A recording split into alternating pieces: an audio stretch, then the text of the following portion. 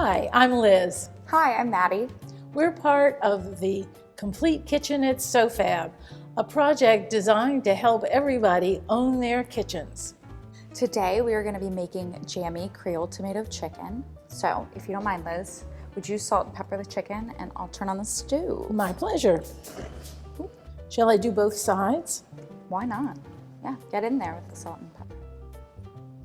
And with the chicken in this recipe, it's whatever you like. If you like, well, it's bone-in, skin-on chicken breast and chicken thighs, but if you like legs, only do legs. If you like thighs, only do thighs.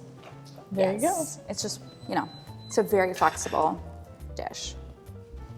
Okay.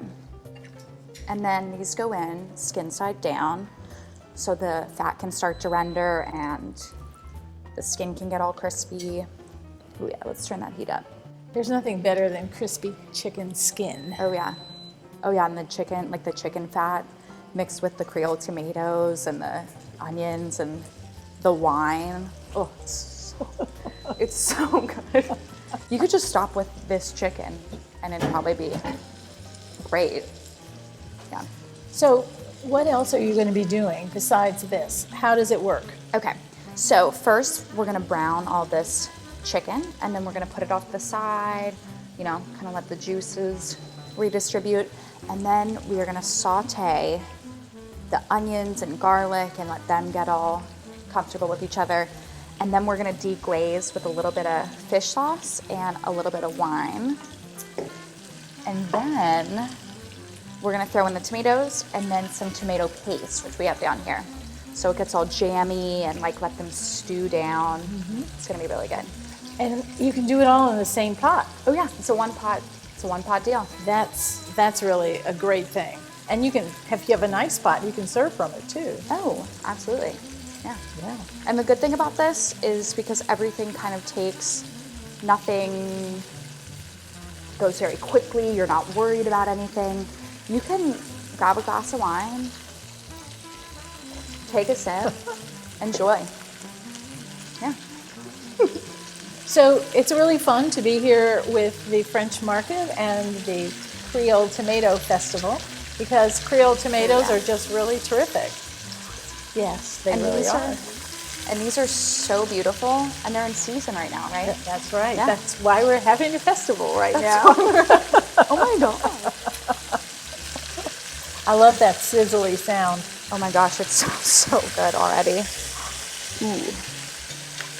And so at a certain point, all of the crispy bits, when you put the wine in, you're gonna wanna scrape them up so that it gets distributed all throughout the tomatoes. So good. Yep. Yeah. I'm already anticipating it. Let's check these. Right. Almost. I'm gonna turn it up a little bit. And for our demonstration, we don't actually have to make sure that the chicken is cooked all the way through. No, we let the oven do that. Yeah, this is just a little whoop. So what should the oven be preheating to? Oh, the oven should be, thank you for asking that. I'm gonna preheat my oven. It should be on 425, which seems a little bit high, but you keep it covered for half of the time. And then you take it off and let everything get crispy and reduce. So, yeah. That's why you really wind up with a kind of tomato jam, and that's why it's called jammy tomatoes. Absolutely. Thank you, Liz. Yes, that is why we made it that. But it's really good over rice and really good with crispy potatoes. I think it would be good on grits, too. Oh, it would be so good on grits. If you wanted to, you could, I don't know, do shrimp and grits with this. With all the jammy tomato, I leave out the chicken and I make it into risotto. It's like the base for it. And that is amazing. You could throw in some andouille with that too. That would be really good. Oh my God, yeah. You could do all, I mean, it's so flexible. You can do whatever you want with it. Well, that's one of the fun things about cooking. And right now, we're just kind of opening the refrigerator, seeing what's there, and then cooking. Oh yeah, absolutely. And it freezes really well too. Oh, that's so nice. if you make too much of it, have too many chicken breasts, have too many chicken thighs, freeze half of it, de-thaw it, use it however you want, or defrost. Okay, I'm gonna turn it over. Yeah. Oh yeah. You see all the rendered fat around there? Yeah. Ooh, that looks, that's good. So we're gonna turn down the heat. Give it a few, like another minute or so, and then we'll take it off. What do you prefer? Do you prefer the breast or do you prefer the thigh? I prefer the thigh. I know that you like the white meat. Yeah. White meat? Yeah. Oh yeah.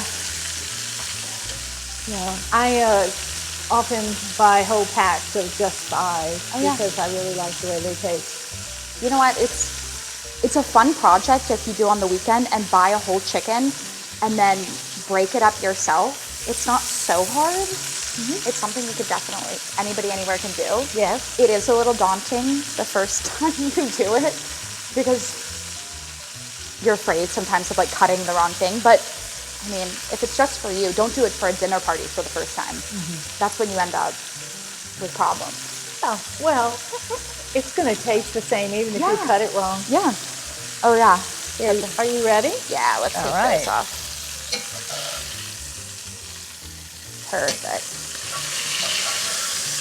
Yeah. And watch out, don't burn yourself. I have many a time. Okay. You want to hand me that? Yes, absolutely. And then we're gonna give that a second. Yeah, start rolling it around in all the chicken fat. Oh yeah. And sometimes you get like some of the little pieces, like the skin is falling off, and that's the best part. Oh yeah. The crispy chicken skin. Don't let anybody else tell you. It's the best part. And you can find the recipe for this on the website of the French Market as well as the SoFab website. So that's why we're not giving you exact proportions. But also because if you love onions, you could add more onions. Yeah, heck You could do whatever you wanted. If you don't like garlic, don't put the garlic in there. Nobody's forcing you. I'm drinking the wine. We should get you a glass. Well, I can get another glass for you to pour in so that... heck yeah.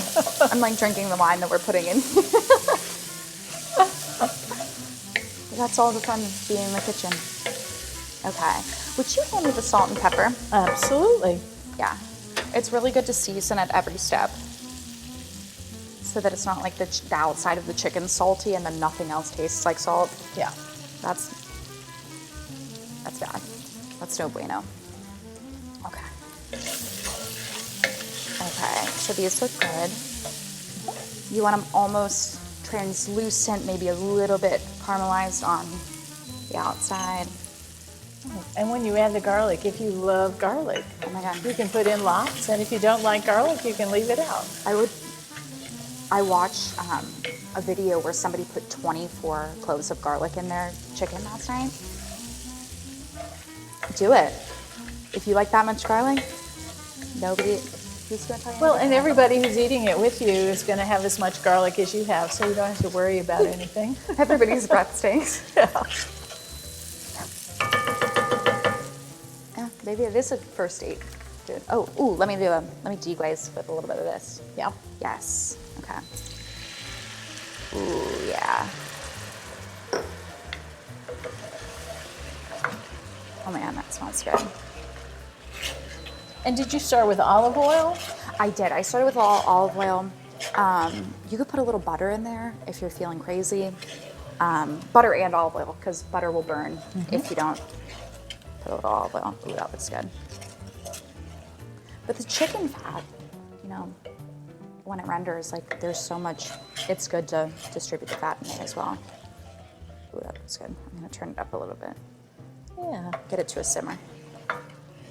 And if you really don't have a whole lot of time, this will happen in the oven anyway. Oh, yeah. And you could leave the lid off for a little bit longer so it could evaporate. Absolutely, totally. Yeah, totally could do that. And if you don't have red wine vinegar works. I bet this recipe wouldn't be bad with white wine, rosé. Nothing so sweet, but If you're drinking it, you could probably put it in there, I think. It'd be great if you had some champagne left over and had gone flat. We could use it. You know? Oh yeah, you can get creative with it. Yeah. Okay. That's almost reduced by half, which is where you want it. So now we're gonna put in about a tablespoon of fish sauce. And if you don't have fish sauce, that's okay. But I think it adds a nice funky umami that plays, ooh, thank you.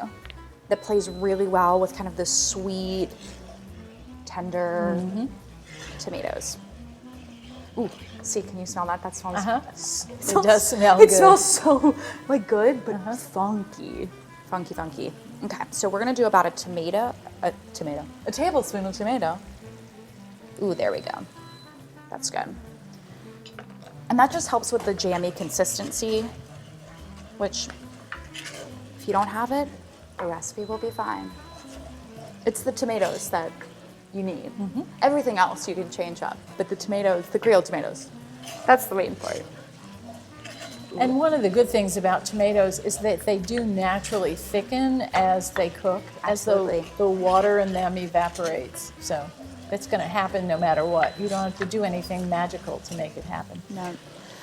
With the tomato paste, you're looking for it to get to, so it comes out of the tube being like bright, intensely red.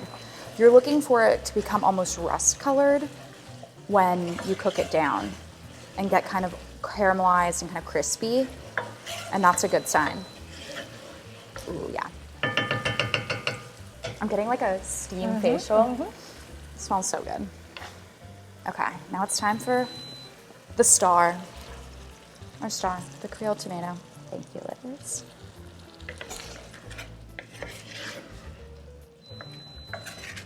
Oh yeah, and you're gonna stir this all together. And don't forget to season. So this is the point where we put a little red pepper flake. If you like it spicy, add a bunch. If you don't like it spicy at all, don't add any. It's up to you. The world is your oyster. And if you didn't have red pepper flakes, you could use Creole seasoning or anything like that. Yeah, a little bit of cayenne. I think smoked paprika could be good. Ooh, yeah, that'd be great. You could do anything, anything along those lines. A little bit of hot sauce. That'd be pretty Absolutely. great. A little Tabasco, a little bit of Crystal. Ooh, yeah. So as these get kind of cooked down a little bit more, you can kind of help them along. Maybe even get a potato masher if you're feeling like you need a good arm workout. If you don't, get a glass of wine, let it, put the top on, walk away for a second, but come back. Don't burn your house down. We don't need that. Nobody wants, that's not what anybody wants today. Yeah, it's so important to season at every stage.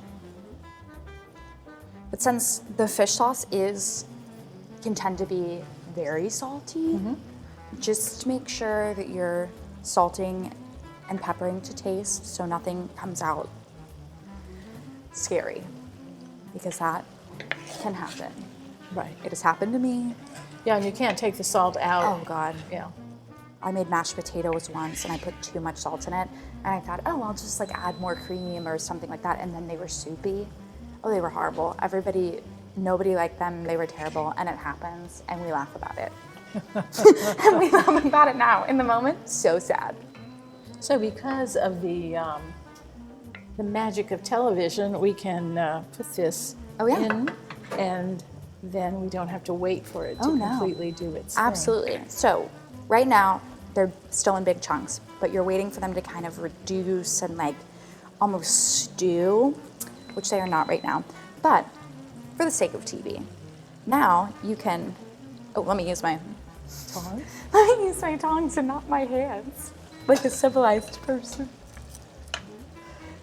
And put these, so rest them skin side up, like this.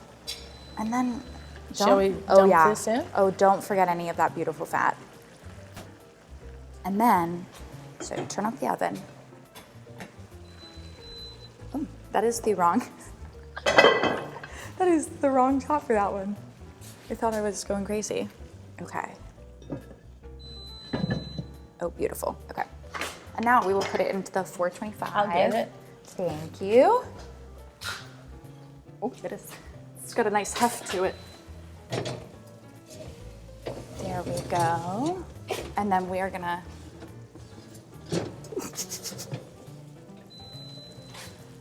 and now we have this one, which is golden brown and delicious and smells Really wonderful. Oh yeah. Yes. I'm yes. so excited to jump into this one. Well, that's our jammy Creole tomato chicken. Try it at home.